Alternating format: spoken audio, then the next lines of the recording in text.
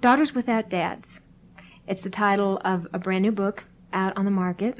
It is written by Lois Maude. This is your second book. Right. Mm-hmm. And it's a subject that actually I guess I feel rather close to. When I got the book, I looked at it and I thought either I'm really going to like this book or I'm really not going to like this book because it's going to hit too close to home. And it was a little bit of both. But now, you're not a daughter without a dad.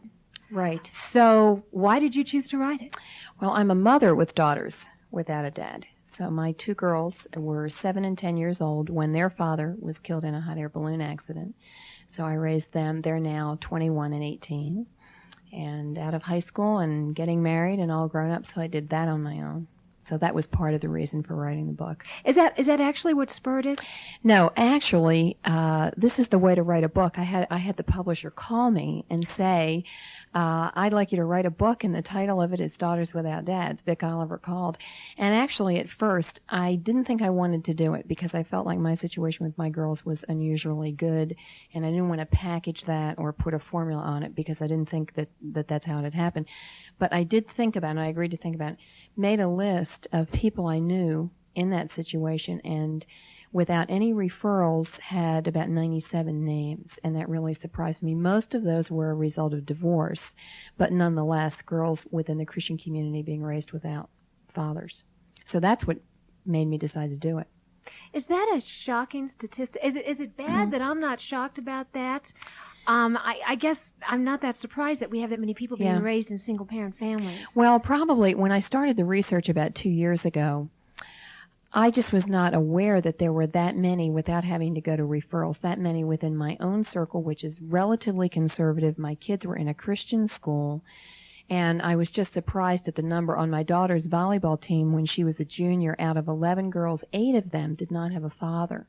Now, it was very unusual. 4 of them happened to be have lost their father to death, which I think is unusual. That's not an accurate statistic. Right. But even so, to have just a miscellaneous 11 high school junior and senior girls and have 8 of them without a dad, I thought was pretty high. You said that your case was special, that you felt like your girls had kind of lucked out. They probably had great support. I'm sure in the research, though, for this book, you found that is not the case across the board. Well, I think, first of all, I think it's a little bit easier for the girls whose fathers they lost to death. In one respect, it's harder because they have no opportunity to have any further contact with their father this side of heaven, so that's harder. However, they don't have to go through the rejection that girls feel when there's a divorce, regardless of what the circumstances are of the divorce. They don't have to handle the fact that their father is alive somewhere else. Maybe they see him, maybe they don't, but there's a lack of closure for kids who are in a situation with both parents living but not together. So I think that that's a much harder issue than what my kids had to face. Okay, now let's talk some of the deep issues. And as I was re-looking through the book once again last night, I noticed that you did several things.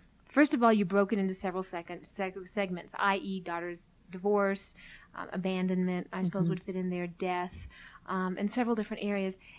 Do you find that there's an overly large group of kids who have been abandoned versus not quite a large group of kids whose fathers died from death, and this kind of thing? Are we really going towards one way or the other? I guess in my mind I would think divorce, but am I incorrect? Divorce is higher numbers with divorce. There's no breakdown for statistics, Christian families versus non-Christian, but some of the statistics I had included, and these were from I think 1987, so they're old now, but 15 million children being raised in single-parent homes, 89% of those homes headed by women. And again, that's not broken down Christian, non-Christian, but there's certainly a large number of Christian homes. I think our audience would be surprised if you were to sit there and say that you ran into a lot of kids of divorce within a conservative Christian segment of the society. Yeah, that's true, though. I mean, you just have to look around a little bit and you can see, divorce is very high in the Christian community, and most of the time the children end up in the custody of the mother. Let's talk about what that does to a young girl's identity and to her growth stages. Well, first of all, with her identity, raises a lot of questions for her. And again, depending on how old she is when the divorce happens, depending on how well her parents get along, if the parents don't get along well, if her mother's very angry or bitter, that's probably going to affect her even more. She's going to be a little more insecure because she doesn't have a role model of a woman who is secure. So the identity issue is a big one. Also, if her mother remarries or if her father remarries and she has to deal with a blended family, then she can even lose the position in her family. Maybe she was the oldest child and somebody remarries and a daughter comes in who's older. I think that's very threatening to the identity of a young girl. And certainly other issues, how to relate to men. Some of the girls I interviewed where the father moved out when they were very young, had no real clear picture of what a healthy marriage relationship looked like. And therefore, when they started to date, they had trouble that way. And kids who did not adjust well went one of two ways. They either became promiscuous or they became very self-protected. You interviewed a lot of women who grew up without dads. Women, were they resentful? Were they bitter? Were they accepting? Kind of like, this is just what God has given me in my life to deal with, and I'll deal with it? Not a lot of that. Not a lot of resignation. I didn't find that. I found really a lot of people who were handling things pretty well. That surprised me. I think that probably the prevailing attitude, though, was one of survival, not with a lot of bitterness, generally speaking, but a lot of self-assertiveness. I find that with my own kids. I find that especially the oldest child in a single-parent home becomes very grown up very early. My daughter at 10, when I look back at what she was doing when she was 10 years old, and I look at 10-year-olds now, and I think it's pretty amazing to me that she was so self-sufficient. Well, I saw that a lot when I interviewed women. So I saw an attitude of determination, an attitude of self-assertiveness, survival. The teenage and young women I talked to were very intent on getting an education. There was no room for, I'm going to get married and somebody's going to take care of me. Now, most of them hope to get married. They do not have the attitude that somebody's going to take care of them. They're going to be prepared because they've seen their mothers go through that not happening for them. Let's get into a different segment here. For those young women who grew up without a father figure, and I guess we can almost relate this to your daughters, although they were awfully old when you did get remarried. Do they develop a glamorized idea of what daddom is like? I have this feeling of, somebody who's been without a dad, and I read one of the stories in your book about a young gal who her next door neighbor had a great loving father, and bear hugs and warmth and fires in the fireplace and cookies at home because mom was always home waiting, and hot chocolate and even in two-parent homes, that's not always the case in today's society. So do they develop this not quite realistic idea of what a father really is? Yeah, I think that's true. I think that's true of probably anything we don't have. You think that if I just had that, everything would be okay. Certainly, most of the girls that I talked to felt that if they'd had a father at home, that he would have been a good and loving father. They didn't associate the fact that, that it might not have worked out well. Even the divorced ones felt that, well, if my parents had stayed together and worked it out, somehow there was going to be some magic way for things to be okay. So I think they have an idealized view. Certainly the girls whose fathers died, unless they had a bad relationship with the father, and most of the ones I talked to were too little to have had much of a bad relationship, they had a real idealized view. And that was something that, I know with my older daughter, and she's getting married this month, and I know part of what she and her fiance had to struggle through was the fact that her view of her father is way beyond what any human being, including her father, would have ever reached. And she knows that, but she still has that. And she is unwilling to let go of that. She acknowledges that it's unrealistic, but that's a comfort to her. She had a very good relationship with him. He was a great father to them. She wants to preserve that. I see nothing particularly wrong with that as long as she knows that that's not reality. And so they've worked through that. She and her fiancé have worked through that. And now she knows that it's not fair to have the measure of a husband and a father be the image that she remembers of her own dad. Now let me say on the other side of that, having been raised without a father, probably the one statement that irks me more than anything else anybody can say to me, and I hear it an awful lot nowadays, is, look at all those girls out there who are sexually abused. You should be glad you didn't have a father. That was a real unique statement to have to deal with. I think the first time I heard it, it was like, shock. And the second time it was like, well, let me think about this. And then, the third time you just end up confused. Mm-hmm. Do any of the girls or have any of the women that you interviewed, first of all, did you come upon that at all, that hearing that statement?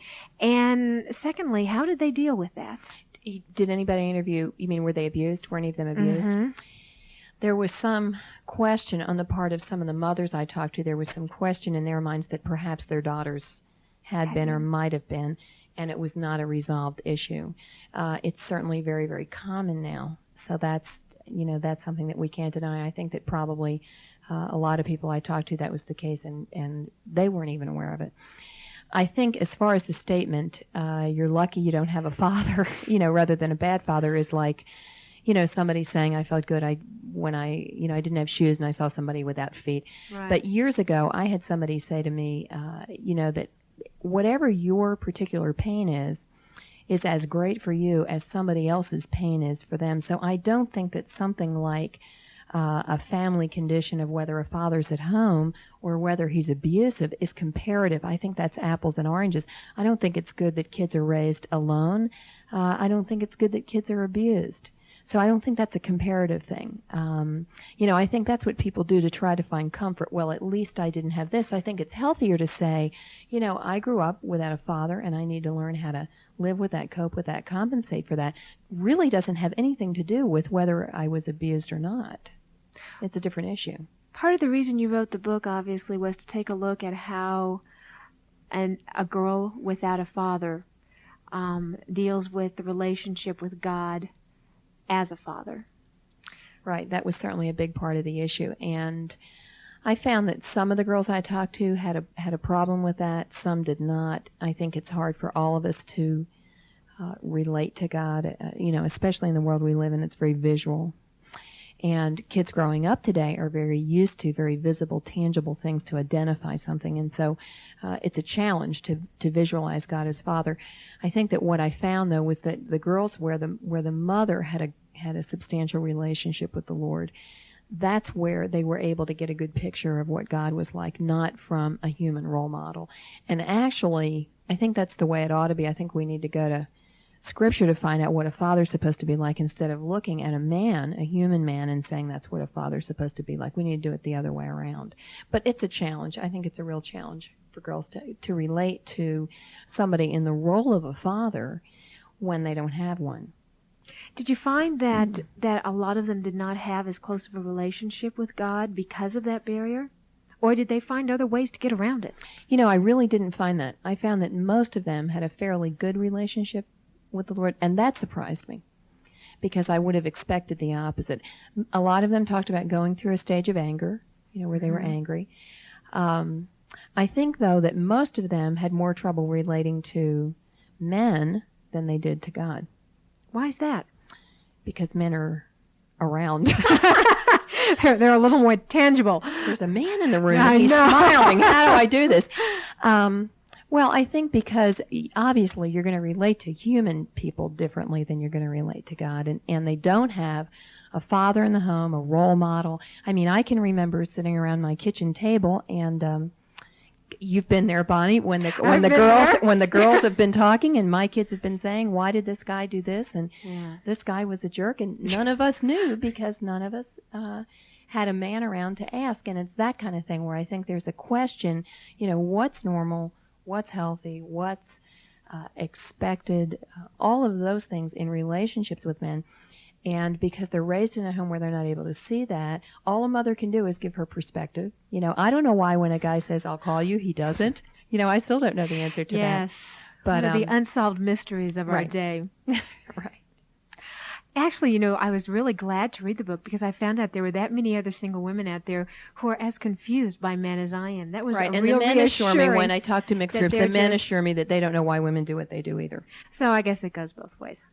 Okay. And the man in the room, who is my engineer, by the way, is agreeing. He's nodding his head vigorously. What is the importance of church in dealing with the single family? I think the importance of church is that the single family, along with anybody else, needs support. And we live in a culture where there's not a lot of support. We don't have the kind of roots. We don't have people staying in one place. Very often people have to move after a family splits up. And you need a base of support, and I think that's a very important factor. You also need people who are willing to risk being involved with single people, and I think that that's something that the framework of the church, if it's healthy, is a lot safer than in a secular situation. It's not always true. It has to be healthy. But so I think that there's a very important aspect, and of course to bring the children to a point where they understand principles in spite of what's happened in their own life. You know, does it mean that God has somehow not met the needs of my children or somebody else who's been raised without a dad? How does that translate? And I think that's a place where the church can really help.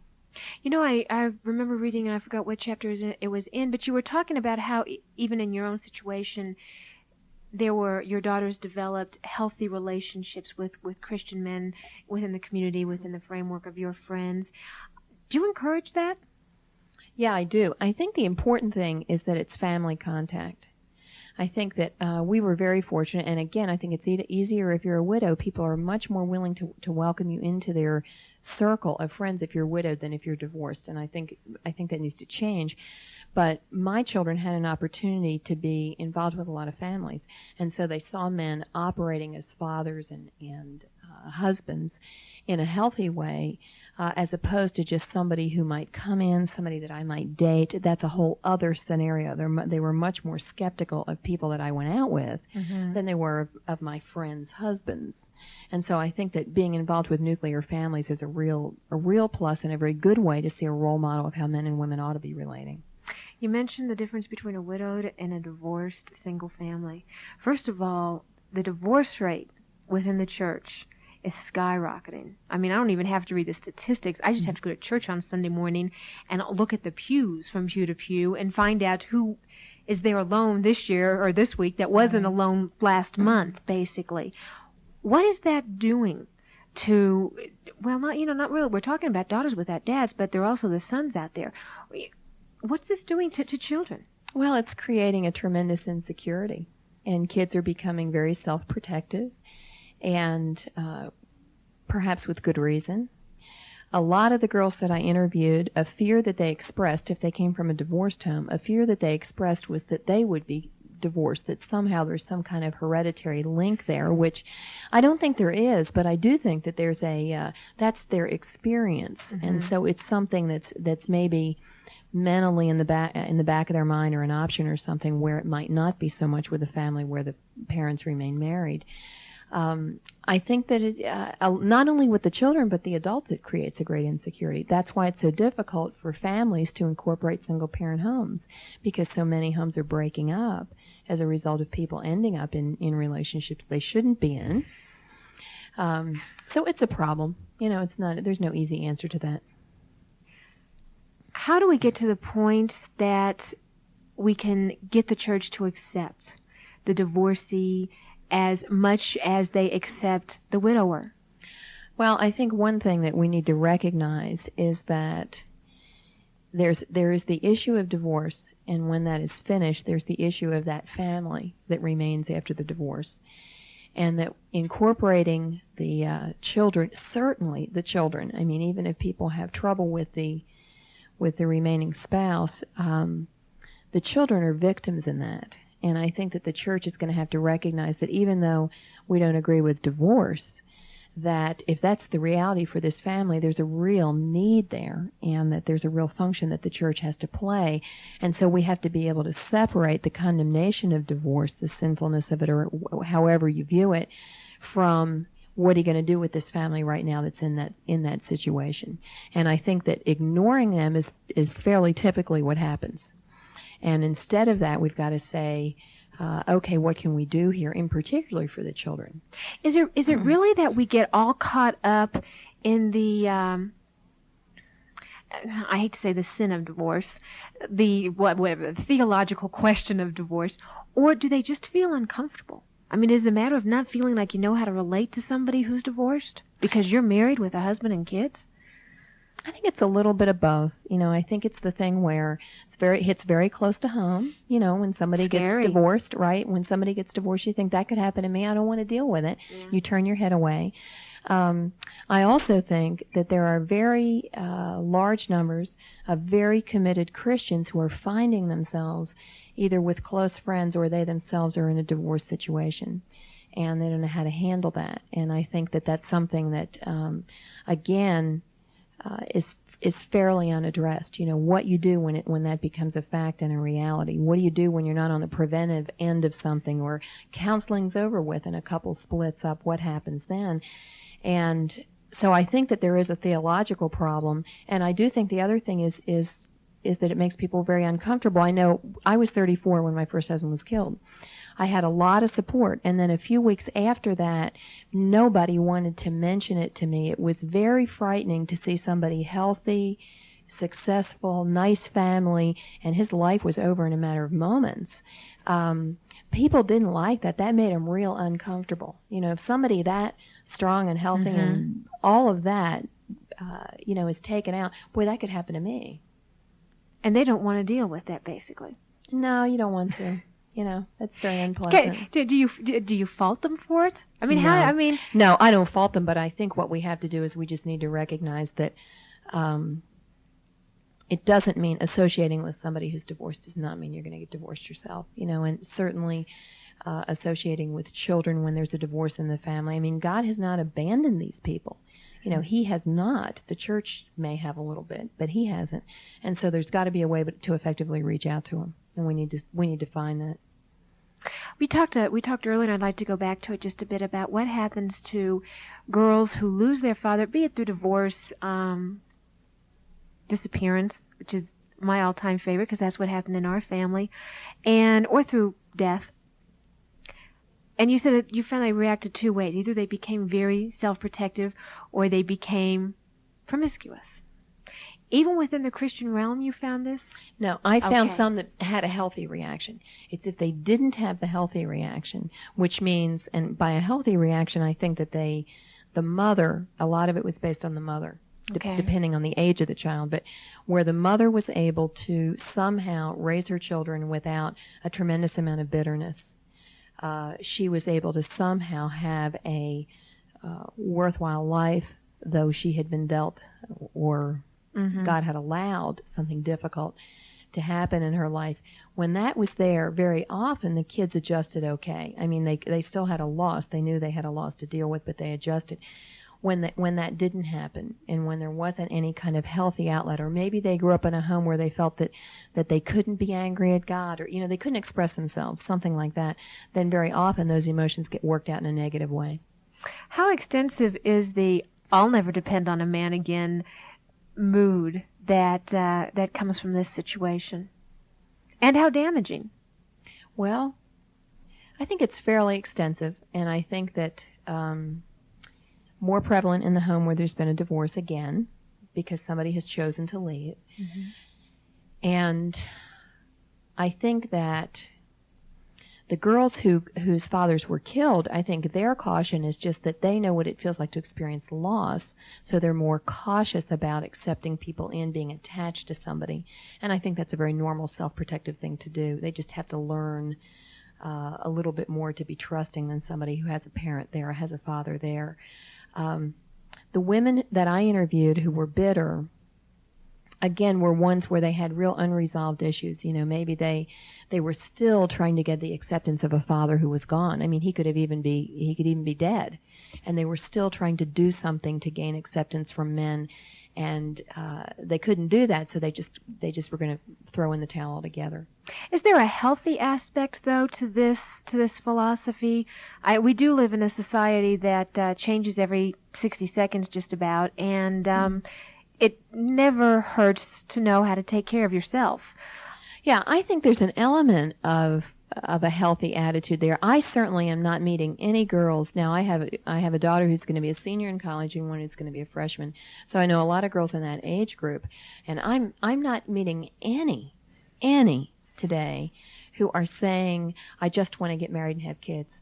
You know, they really, that is not, of course, that's not a prevailing attitude in our culture. I don't know that it's possible very much anymore. And these girls are not anti the family, and they're not saying that they don't want to stay home with their children when they have children, but they're saying that they want to be equipped to take care of themselves if they need to. Given our society, I don't think that's a bad idea. I think that if they're doing it in a bitter way or to prove something, I think that can be unhealthy. But I think that the idea of getting an education because you may have to provide for yourself or even be a second person working, that's another thing. We've got a lot of nuclear families now where women have to work just to make ends meet. So I think there are some things that, you know, maybe they're not ideal, but given the culture we live in, they're certainly better than saying, I'm just going to find somebody and, you know, rely on him to take care of me. That's not very healthy either. You know, for me, there really was a lot of pluses to my particular single parent situation. I developed a very close relationship with my mother, probably more of a friendship than a majority of my friends my age have with their mother. I mean, to this day we vacation together and we have a blast running around doing whatever. Did you find me? I'm not the only one out there. I've seen your daughters in your relationship, and there's a closeness there that you don't get if there's a mother and dad. So this all sounds so negative, but really and truly, if you turn it around, there can almost be a positive side of it. Yeah, there can, and again, I think that depends on the attitude of the mother. And I know that when my oldest daughter entered junior high school, I made a very conscious decision to put my children's needs and their schedule first. And I think that often people say, I'm going to put my children's needs first, but then they're not willing to put the time in. And I remember that schedule. Yeah, yeah. I've spent a lot of nights in gymnasiums. But, yes.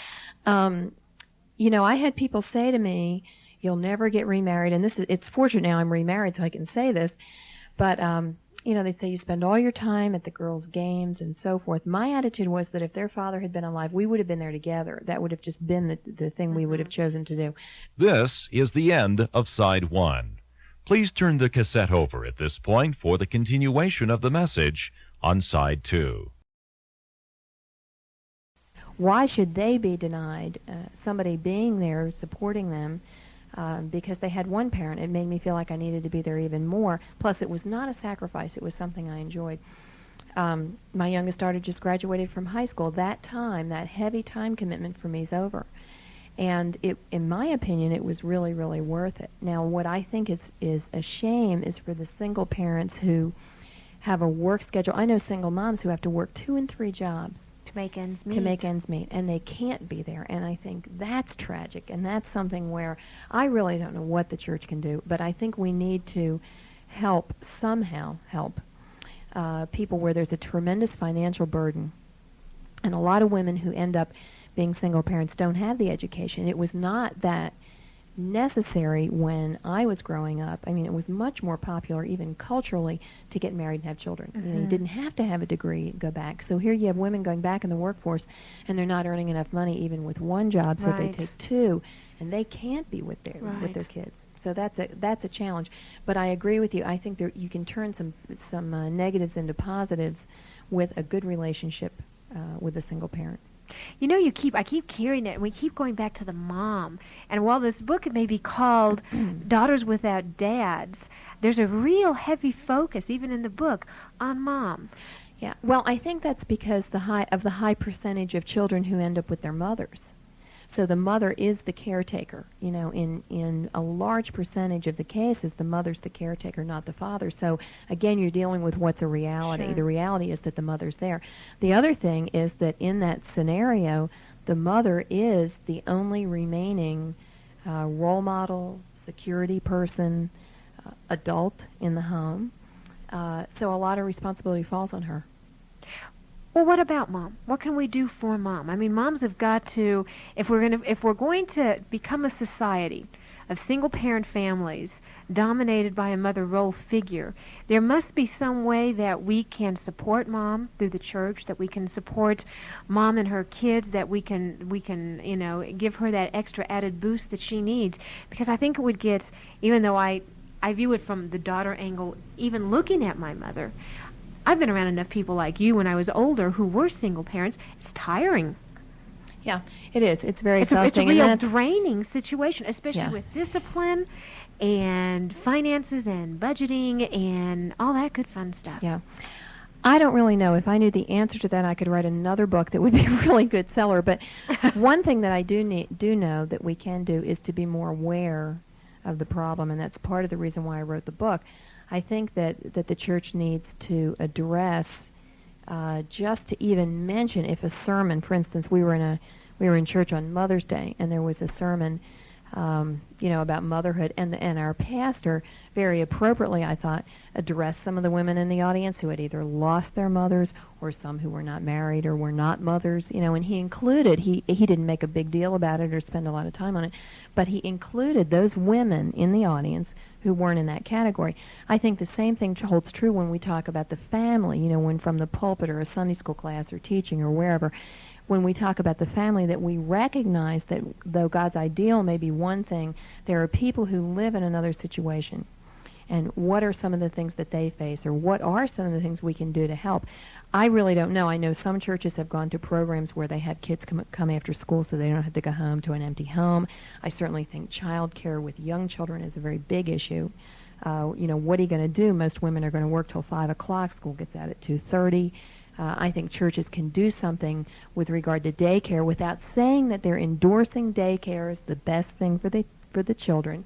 But let's say that, okay, right, the next best thing, let's not have these kids home alone. Let's at least have them someplace. So I think it's some things like that. I think maybe providing some support groups. What did you miss? What did I miss? I missed somebody to be responsible. I felt a tremendous responsibility for floating our boat. And I think it's probably what most men face in being the head of a household and knowing that they've got the financial responsibility, or even, I know at night I used to go around and lock doors and then get up and check them again, and, what am I going to do if somebody breaks in, and those kinds of everyday things that I didn't worry about when I was married.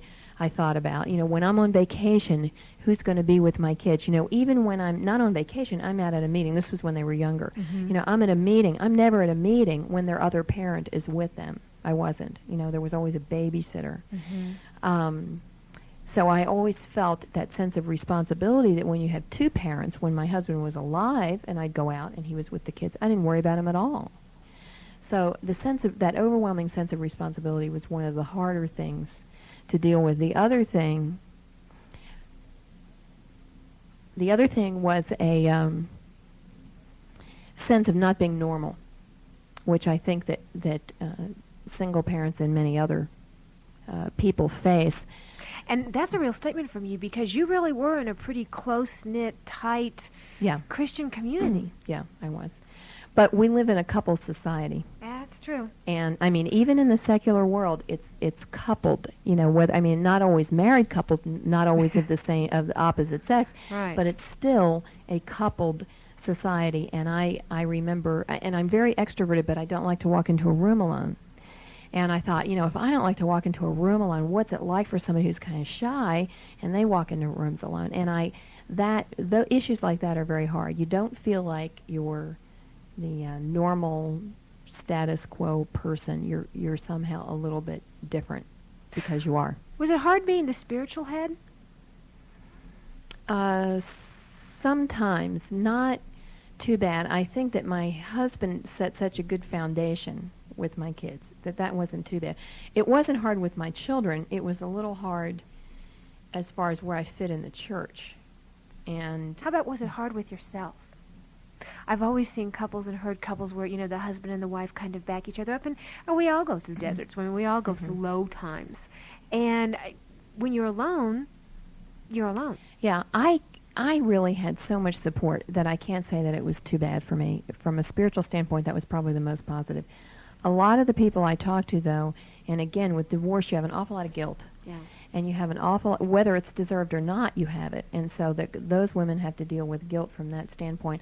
Also, the way that the church treats certain issues. See, widows really are uplifted in the Christian community. Well, biblically, Right. we're told to do that. Right. And so I had a lot of support in that respect.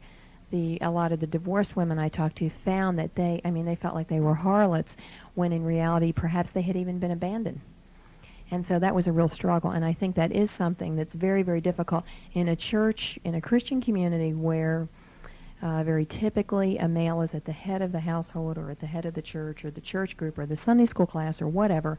What do you do with a family where the woman is the head of that family? And I don't think that that's been answered satisfactorily yet. That would have to have an interesting effect on...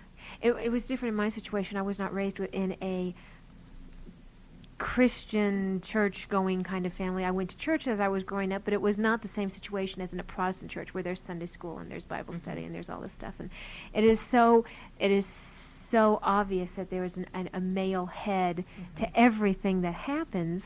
You don't have a male head. You're a daughter. You're a wife that no longer has a husband. I think that would make going to church very uncomfortable. Well, I think it made it more uncomfortable for the people around me sometimes than it did for me, but that may be a function of personality. I can remember people say, my first husband and I taught a Sunday school class, and I wanted to go on with it afterwards, and the church that we were in at the time insisted that there be a man teach with me, and, they kind of didn't know what to do with me. And you were just kind of there. Yeah, and there wasn't a question as to whether I could teach it or not, but there was a question as to whether I should be able to teach it or not.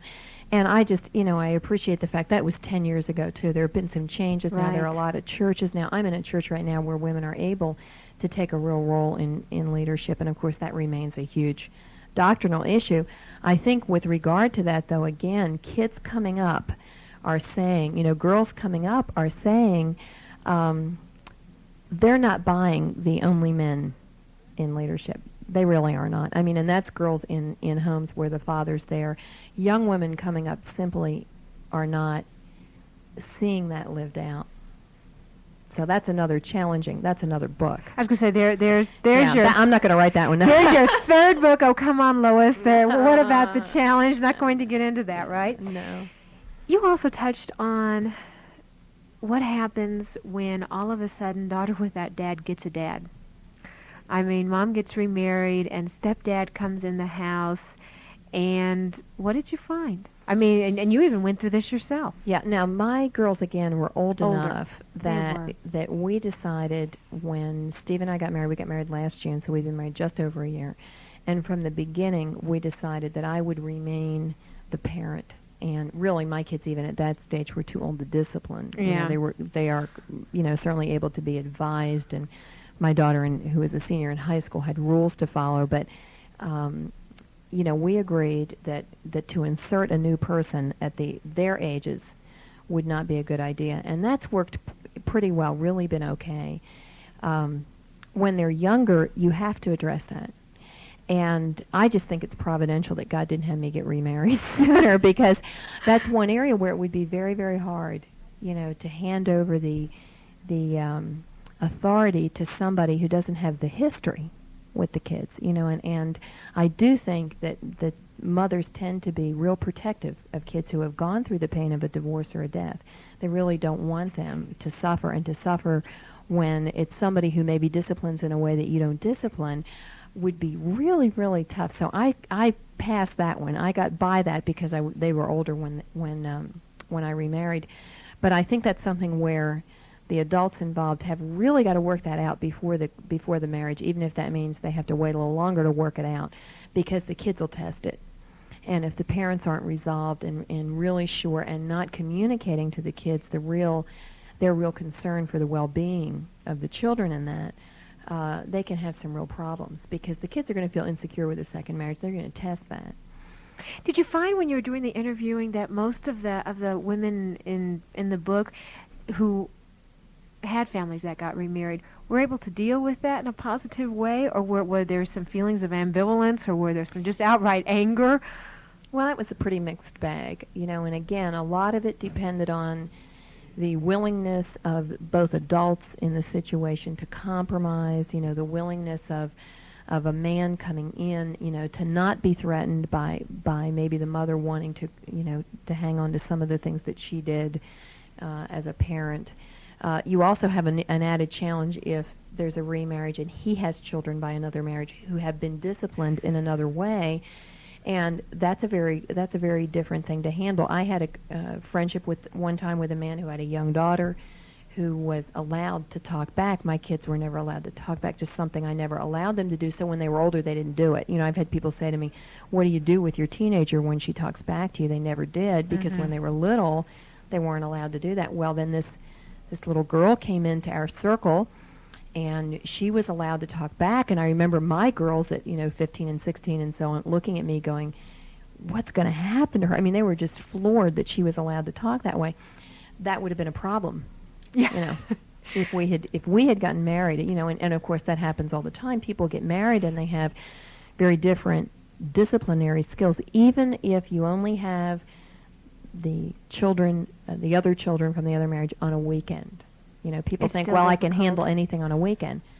Well, 48 hours could be an awfully long period of time. Maybe not. And well, in a lot of incidents can come up with kids. And are you going to turn around and punish one for talking back and let the other one get away with it? So Could cause problems. yeah. Okay, what about the families? I don't know if you gave them a title, but I'll just say where the dad may be married, but the dad's not ever around, so you wouldn't even know you had a dad anyway. And we have, unfortunately, in America, a lot of families like that.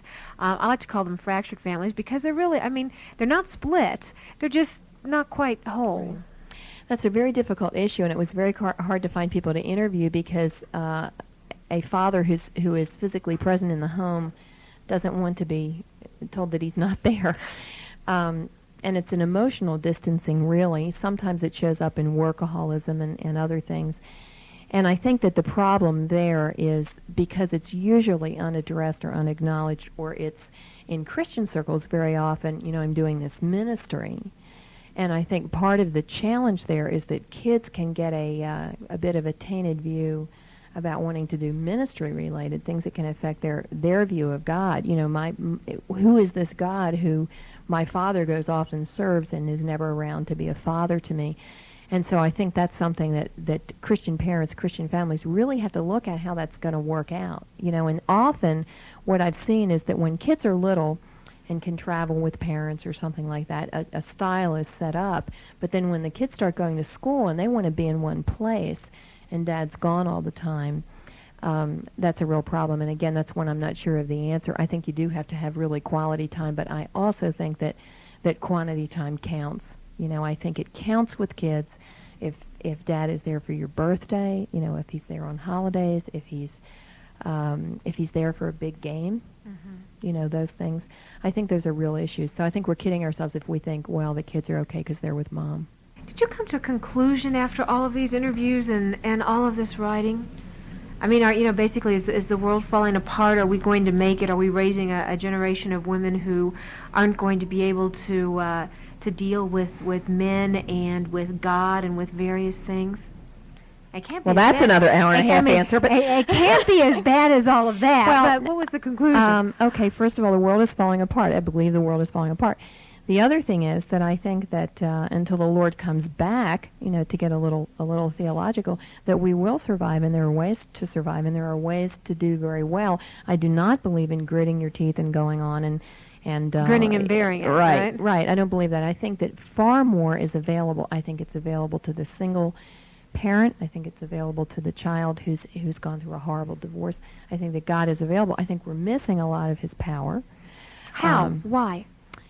Oh, because we're too worried about legalistic things instead of real things. We're too worried about are women going to grow up and be able to bake cookies as opposed to, my daughter's going to get a job and that's a sin. Well, we have to look at the world that our daughters live in and say, how can they be godly women in that world? I think we have to be willing to make some changes without saying that means we're giving up godly roles. I think there's going to be a lot of changes in the generation that's in the 20s.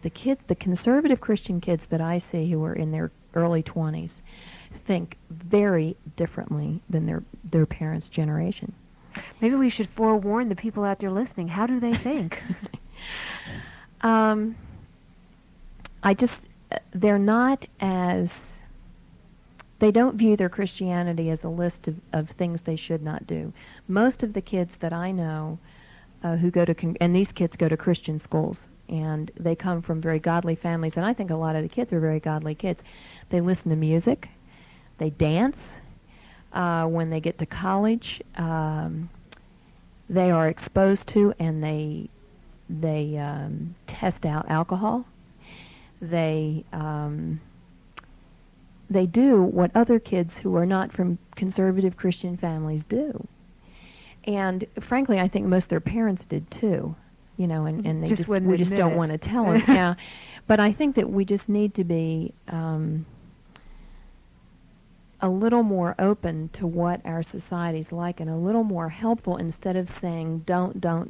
It's getting harder and harder to get away from all the things you shouldn't be involved in. I think it's much better to prepare instead of isolate, preparation instead of isolation.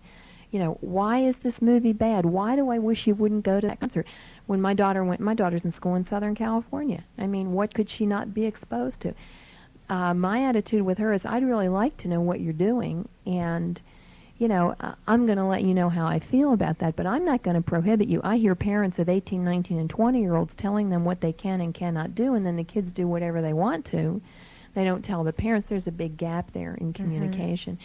So she's very aware of how I feel about a lot of things. Grown up, she has choices in that.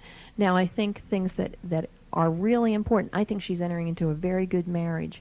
I think she's got a very solid relationship. I think things like being truthful, for instance, being truthful to me is more important than the deed itself. If she's going to go out, dancing and have a wine cooler, I don't want her to lie to me about that. And I'm not saying that I condone that, but I'm saying that I'd rather know the truth and say to her, I don't want you to drive a car when you have a drink. Is your attitude, and I'm going to, simply because I find very much the same attitude in my mother, does that come from raising, do you think, daughters without having a husband around? Well, I don't know. I think their father would have felt the same way, but I receive a lot of criticism for my attitude. And I don't know what it comes from. I think part of what it comes from is growing up in a non-Christian society and knowing that I made some decent choices. I went to a very large secular school and was exposed to a whole lot of horrible things, and I chose not to do a lot of them. Mm-hmm. And, I think that preparing why not go to this movie or why not go drinking. Why do you not do that instead of the blanket, you can't, all that. Be able to evaluate and make a good decision. I think that my daughter, who's 21, makes really good decisions, but I don't think she's narrow-minded. I think she knows how to be exposed to a culture that's pretty cruddy and be able to say, that's really cruddy, but not in a judgmental way where she's condemning, but it's in a way where, I choose not to do that.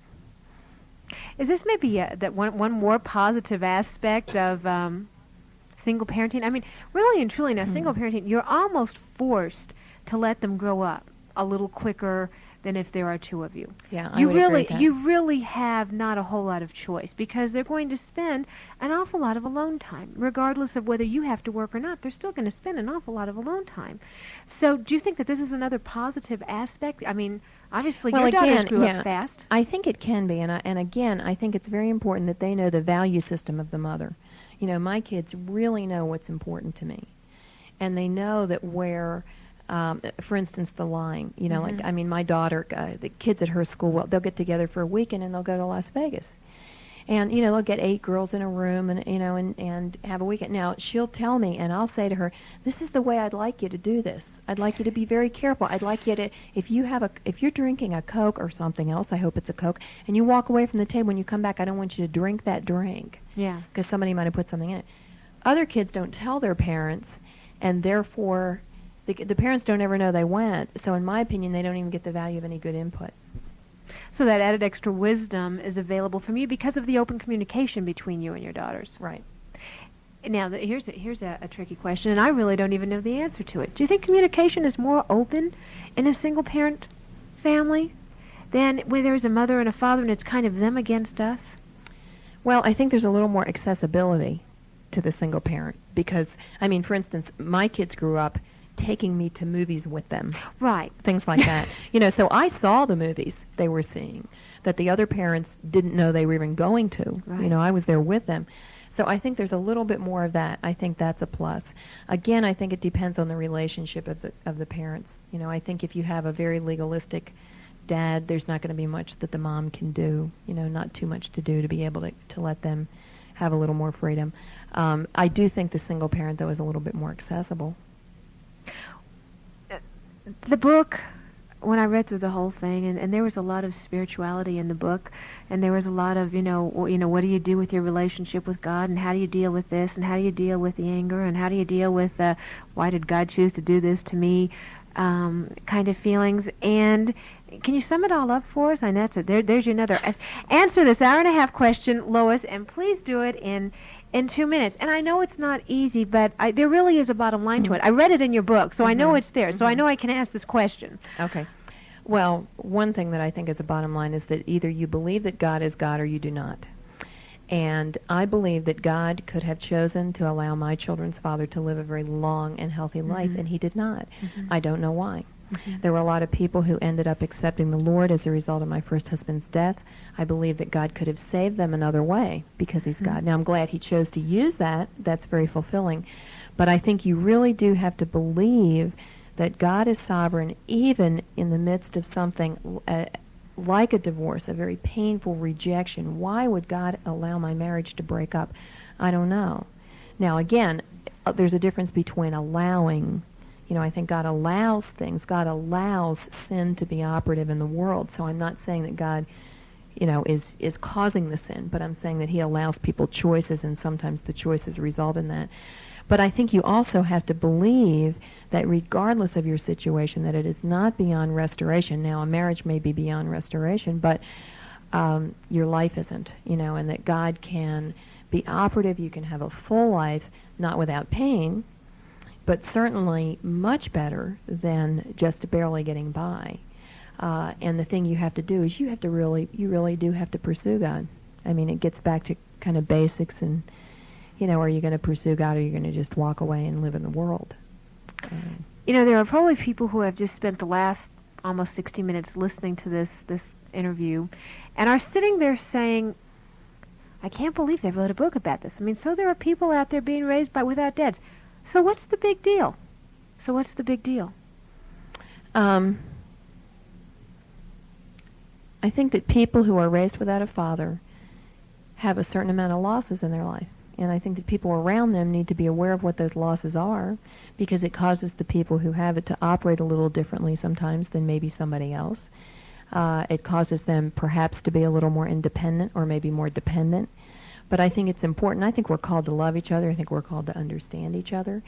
And it's a life situation. It's, what's the big deal of people having cancer? That's painful and it hurts, and we need to help people through problems that they have, challenges, life situations, however you want to explain it. And so I think that's one reason. It's something that impacts a life, and so we need to be aware of what that means. Thanks. I appreciate you being here today. You're welcome. This is the end of the message. For further information regarding other topics available on cassette and in printed form, write Compassion Connection, Box 36C, Denver, Colorado, 80236.